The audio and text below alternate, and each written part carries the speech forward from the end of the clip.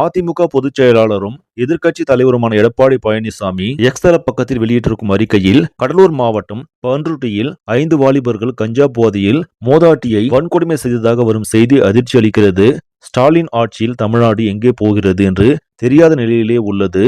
இதுபோன்ற சம்பவங்கள் தமிழகம் முழுவதும் நடைபெற்றாலும் கும்பகர்ண தூக்கத்தில் இருக்கும் பொம்மை முதல்வர் மு.க. ஸ்டாலின் இனியும் போதைப் பொருள் ஒழிக்கவோ சட்டம் ஒழுங்கை காக்கவோ நடவடிக்கை எடுப்பார் என்ற நம்பிக்கை மக்களுக்கு துளியும் இல்லை. 6 வயது முதல் 60 வயது வரை அனைத்து பெண்களுமே பாதிக்கப்பட்டு வருகின்றனர். அவர்களே காப்பாற்றிக் கொள்ள வேண்டிய சூழல் நிலவுகிறது. இது இந்த விடியா திமுக ஸ்டாலின் மாடல் அரசுக்கு எனது கடும் கண்டனம். இதுபோன்ற சம்பவங்களுக்கு அடிப்படை ஆதாரமாக உள்ள போதைப் பொருள் கலாச்சாரத்தை ஒழிக்க உறுதியான நடவடிக்கை எடுக்காத காவல்துறையை தன் நேரடி கட்டுப்பாட்டில் வைத்திருப்பதாக சொல்லும் பொம்மை முதலமைச்சர் தமிழக மக்களுக்கு பதில் சொல்லியாக வேண்டும்.